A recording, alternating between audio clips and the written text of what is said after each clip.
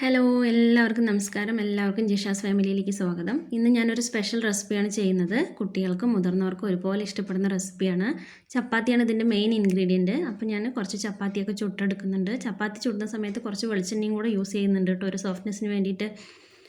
ഇനി നമുക്കിതിലേക്ക് കുറച്ച് വെജിറ്റബിൾസും കൂടെ ആവശ്യമാണ്. അപ്പോൾ ഞാൻ ഇവിടെ കുറച്ച് വെജിറ്റബിൾസ് എടുത്തിട്ടുണ്ട്. കോളിഫ്ലവർ, ക്യാരറ്റ്, തക്കാളി, സബോള, പച്ചമുളക്, ഇഞ്ചി, വെളുത്തുള്ളി, അങ്ങനെ കുറച്ച് വെജിറ്റബിൾസ് നമുക്ക് ഇഷ്ടമുള്ള വെജിറ്റബിൾസ് എടുക്കാം. അതിൽ കോളിഫ്ലവർ ഞാനൊന്നത് ചുടുവെള്ളത്തിലൊന്ന് തിളപ്പിച്ചെടുക്കുന്നുണ്ട് മഞ്ഞൾപ്പൊടി ചേർത്തിട്ട്. പിന്നെ അത് വെജിറ്റബിൾസ് എല്ലാം ഞാൻ കട്ട് ചെയ്തെടുത്തു.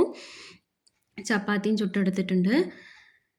ഇതിലേക്ക് നമുക്ക് 2 കോഴിമുട്ട കൂടെ ആവശ്യമാണ് കേട്ടോ. അപ്പോൾ അതാ നമ്മൾ എല്ലാം ചോപ്പ് ചെയ്ത് റെഡിയാക്കി വെച്ചിട്ടുണ്ട്. ചപ്പാത്തി റെഡി. ഇനി നമ്മൾ ഈ ചപ്പാത്തി ഒന്ന് കട്ട് ചെയ്തെടുക്കണം. പിന്നെ കോഴിമുട്ട കൂടെ നമുക്ക് പൊട്ടിച്ചിട്ട് ഒരു പാത്രത്തിലേക്ക് മാറ്റാം. ഗ്യാസ് ഓൺ ചെയ്തു. ഇനി ചട്ടി ഒന്ന് ചൂടായി വന്നപ്പോഴേക്കും നമുക്കതിലേക്ക് കുറച്ച് വെളിച്ചെണ്ണ ഒഴിക്കാം. എണ്ണ ചൂടായി അതിലേക്ക് നമ്മൾ കടുക് ചേർത്തു. ഇനി അതിലേക്ക് കുറച്ച് പെരിഞ്ജീരകം കൂടെ ചേർക്കുന്നുണ്ട് കേട്ടോ. ഇനി ഇത് രണ്ടും ഒന്ന് പൊട്ടി വരട്ടെ. അപ്പോഴേക്കും നമുക്ക് ചോപ്പ് ചെയ്ത് വെച്ചിട്ടുള്ള ഇഞ്ചി ചേർത്ത് കൊടുക്കാം. അതിലേക്ക് ഒരു 3 അല്ലി വെളുത്തുള്ളിയാണ് ഞാനിവിടെ എടുത്തിരിക്കുന്നത്. അതും കൂടെ നന്നായിട്ട് ചോപ്പ് ചെയ്തത് ചേർത്ത് കൊടുക്കാം.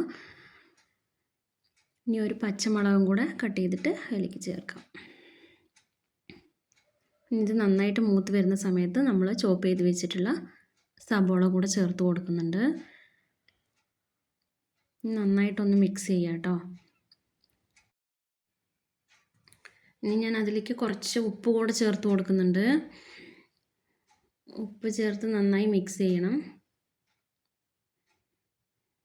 എന്നിട്ട് നമ്മൾ ചോപ്പ് ചെയ്ത് വെച്ചിട്ടുള്ള ക്യാരറ്റ് ചേർത്ത് കൊടുക്കാം.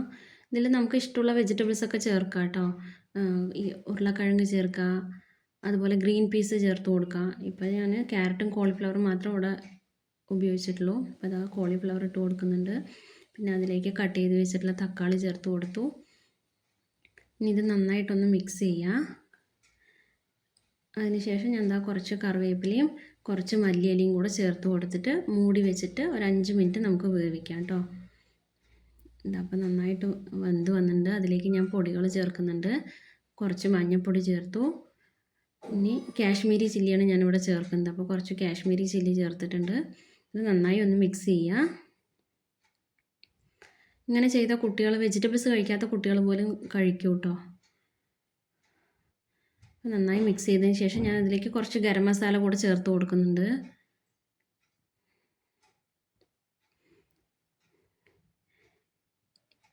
ഇനി നമുക്കിതിലേക്ക് ഒരു ഗ്ലാസ്, ഞാനിവിടെ ഒരു 1.5 ഗ്ലാസ് വെള്ളം എടുത്തിട്ടുണ്ട്. 1.5 ഗ്ലാസ് വെള്ളവും കൂടെ ചേർത്തിട്ട് ഒന്ന് അടച്ച് വെച്ചിട്ട് കുറച്ച് നേരം വേവിക്കാം. ഇത് ഇവിടെ ഇരുന്ന് വേവട്ടെ. അപ്പോഴേക്കും നമുക്ക് ഒരു പാൻ അടുപ്പത്ത് വെച്ച് അതിലേക്ക് വെളിച്ചെണ്ണ ഒഴിച്ച് കൊടുക്കുന്നുണ്ട്. എന്നിട്ട് പൊട്ടിച്ച മുട്ട കൂടെ അതിലേക്ക് കലക്കിയിട്ട് ഒഴിച്ചു കൊടുക്കണം.